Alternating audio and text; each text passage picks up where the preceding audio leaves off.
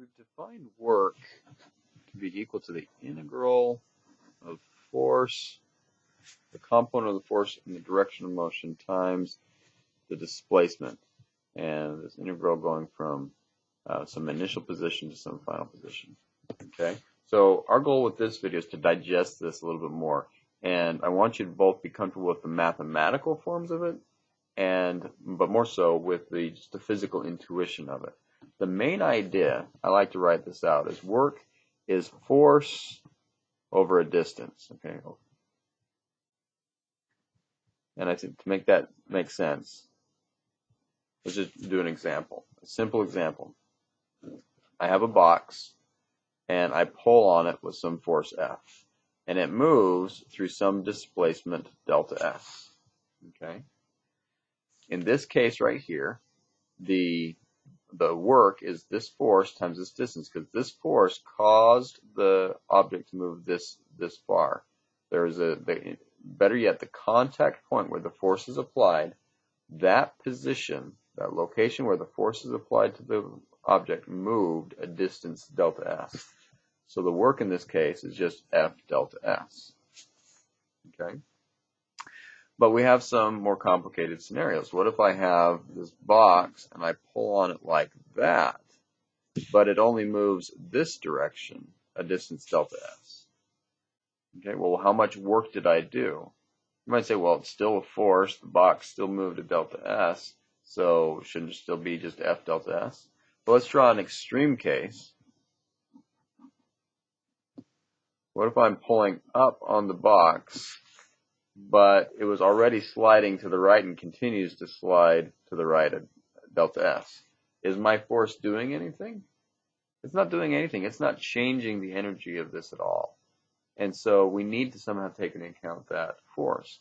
In this case here, you can see that this amount of force, which I will call Fs, it's the component of the force in the direction of the displacement, Fs. This is the amount of force that actually did anything. And so now we can say, the work is Fs delta S. And that's starting to look like our integral here. Okay. So if the force if we had a component of force in the direction of motion, then we can have a positive work done by that force. In this case, that force is doing nothing because there's no component of that force in the direction of the motion. So we want a way of kind of cataloging that a little bit better. Okay, let's do one more example before we put it into the mathematics. What if I'm pulling on it this way, okay, but the object actually moves backwards? Okay, obviously it wouldn't do that because of my force. It must be doing that from something else. For example, a car that's starting to roll down the driveway, and I go out and I push on it from the front and slow it down, but it's still moving against me while I'm pushing it. That would be an example where the object's moving opposite the direction I push on it. Okay. Now in this case, I would be slowing the object down. Okay? I'm slowing the object down, which means I'm taking energy out of it. This gives me a negative work done. This would be work equals negative F delta S. Okay. So what matters is how much force is in the direction of motion, and if it's opposite, if the component of the force along the axis of motion is opposite, then it should be negative. Okay. So we want to be able to try and write that out in some way. And there's actually a vector product called the dot product that allows us to define it that way. We define with two vectors a dot product between them. Okay. So this looks like a multiplication dot, but when it's between two vectors, it has a different meaning. It is defined as the first vector magnitude times the second vector magnitude times cosine of the angle between them. Okay, that is important not to just say theta. It's the angle between F hat and delta S hat. Okay, it's the angle between those two vectors. So over here we have a delta S and an F vectors that are pointing in the same direction. So the angle between them is 0. Cosine of 0 is 1, and I just get f times delta s, which is what we said we should get. Okay, now over here, we have some angle between these two. It's an amount that much. And so when I do that, well, if this is my theta, well, cosine f times cosine of that angle gives me this piece. This is f cosine of that angle. It's the adjacent side of that. And so by collecting the force with the cosine of theta together, we get an fs delta s, or the component of f in the direction of s. So I get this smaller value than I would have if the force was in the same direction. Okay. What about this case over here? The angle between these two vectors is 90, and cosine of 90 is 0, and I get 0 work done, as I stated I should.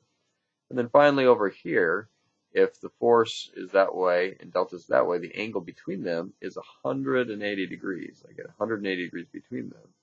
And cosine of 180 degrees is -1, and so I end up with a negative f delta s, and that's what I get here.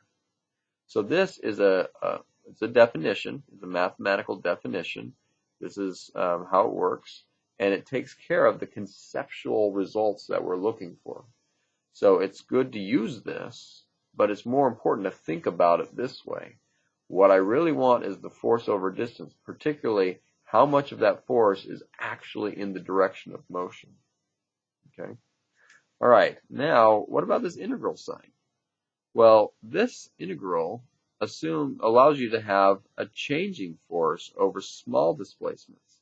But if the force is constant and the direction it makes with the direction of displacement is constant, then that can just come out of the integral, and I'm left with just an integral over ds, which is just delta s. It's just s final minus s initial.